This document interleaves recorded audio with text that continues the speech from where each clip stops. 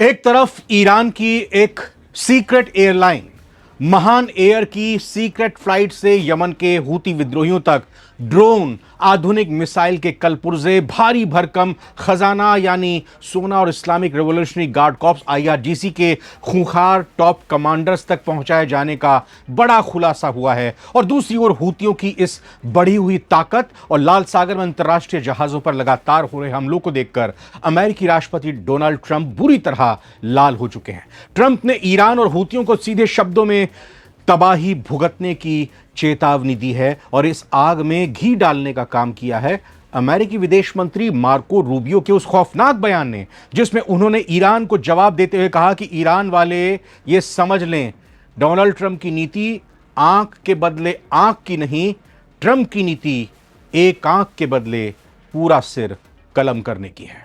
तो अगले कुछ मिनटों में इन चारों बड़ी खबरों की एक एक परत खोलेंगे, जानेंगे कि ईरान की सीक्रेट फ्लाइट का सच क्या है, कैसे मिसाइल ड्रोन पहुंचाए गए हूतियों तक, हूती विद्रोहियों का मास्टर प्लान क्या है, वो क्या करने जा रहे हैं और वॉशिंगटन से आई इस आंख के बदले सिर वाली चेतावनी का मिडिल ईस्ट की जंग पर क्या असर पड़ने वाला है। वीडियो को अंत तक जरूर देखिएगा, सारी दुनिया का वक्त। चलिए सबसे पहले बात करते हैं उस सीक्रेट फ्लाइट की जिसने वॉशिंगटन से लेकर रियाद तक के खुफिया विभागों के होश उड़ा दी, गुपचुप तरीके से, एकदम छकाते हुए।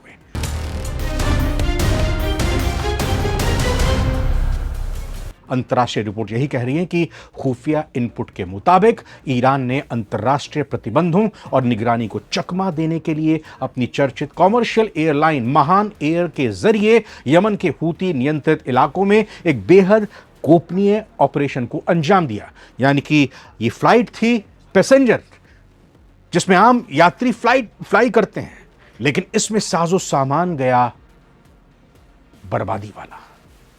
तो एकदम लेटेस्ट ड्रोन और मिसाइल और इनके पार्ट्स, जी हां, फ्लाइट में लंबी दूरी तक मार करने वाले कामिकाजे ड्रोन और एंटी शिप बैलिस्टिक मिसाइलों के क्रिटिकल गाइडेंस सिस्टम ठसाठस भरे हुए थे। भारी भरकम सोना और फंडिंग, पैसे के बिना तो लड़ाई लड़ी नहीं जा सकती और हूती विद्रोहियों के हथियार खरीदने, स्थानीय नेटवर्क को मजबूत करने और वॉर इकोनॉमी को चलाने के लिए भारी मात्रा में सोने की खेप भेजी गई, पैसा भेजा गया।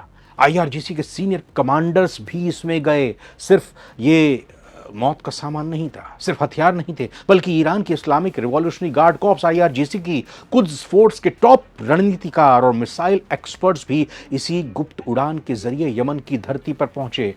इस पूरी डील ने लाल सागर के समीकरण को बदल दिया है। ईरान के इस कदम से न सिर्फ इलाके में हूतियों की ताकत कई गुना बढ़ जाएगी, बल्कि पाकिस्तान और उसके सहयोगी जो इस क्षेत्र में अपने व्यावसायिक हितों को बचाने की कोशिश में थे, उनके समीकरण भी पूरी तरह से बिगड़ जाएंगे। पाकिस्तान कह रहा है कि हूतियों ने अगर कुछ किया सऊदी अरब के खिलाफ तो फिर हम बदला लेंगे, लेकिन यहां तो ईरान खुलकर अब साथ में आ गया है हूतियों के। ईरान ने साफ कर दिया कि वो हूतियों को किसी भी कीमत पर अकेला नहीं छोड़ेगा। यह भी समझने वाली बात है कि कमांडर्स यहां पर गए हैं। सवाल यह उठता है कि आखिर आईआरजीसी के कमांडरों का सीधा यमन पहुंचना इतना खतरनाक क्यों माना जा रहा है।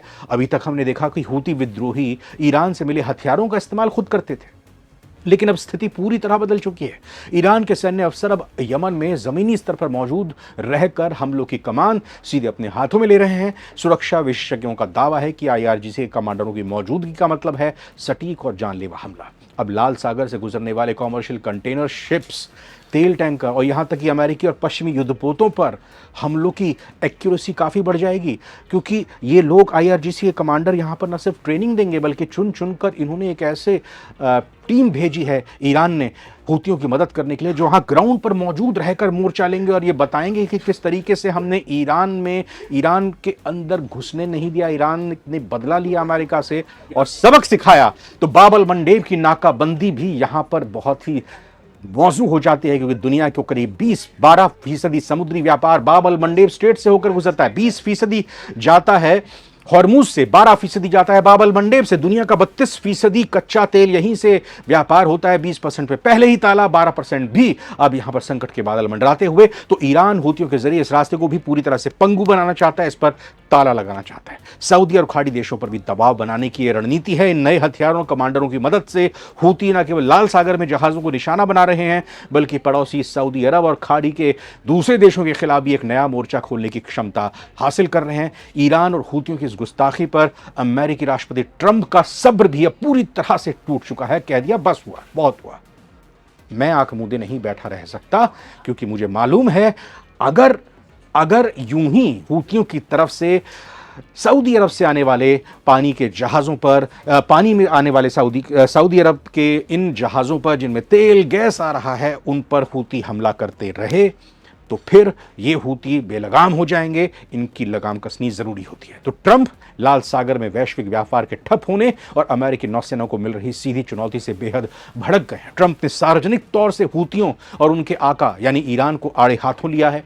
ट्रंप ने सख्त लहजे में कहा है कि अगर हूती विद्रोहियों ने लाल सागर में अंतर्राष्ट्रीय जहाजों और अमेरिकी संपत्तियों पर हमले तुरंत बंद नहीं किए तो अमेरिका ऐसा विनाशकारी सैन्य प्रहार करेगा, ऐसा हमला करेगा जो इतिहास में पहले कभी नहीं देखा गया। वैसे ये बयान पता नहीं कितनी बार दे चुके हैं ट्रंप। ऐसा हमला करूंगा, याद रखोगे, नहीं भूलोगे, आज से पहले कभी नहीं हुआ हमला, ऐसी बात उन्होंने कही है। हाँ, सीरियसली लेते हैं नहीं लेते वो अब ईरान और हूतियों के ऊपर है। अच्छा, इसके लिए सीधे तौर पर अब ईरान को जिम्मेदार ठहराया जाएगा, ये बात ट्रंप ने कही है। तो ट्रंप के इस बयान का सीधा मतलब यह है कि अमेरिका अब सिर्फ हूतियों के ठिकानों पर बमबारी करके रुकने वाला नहीं है। पेंटागन ने अपने एयरक्राफ्ट कैरियर्स और B-1 B-2 बॉम्बर्स को हाई अलर्ट पर रख दिया है। ट्रंप प्रशासन का मानना है कि रिमोट कंट्रोल यानी हूतियों को मारने से बात नहीं बनेगी, असली प्रहार रिमोट पकड़े हुए हाथ यानी ईरान पर करना होगा। B-1 B-2 बॉम्बर की तैनाती कर दी है, यूके भी साथ में आ गया है। नए प्रधानमंत्री ने कह दिया है कि ब्रिटेन तैयार है अमेरिका के लिए अपने सैन्य बेसिस, अपने एयर बेसिस को इस्तेमाल करने के लिए।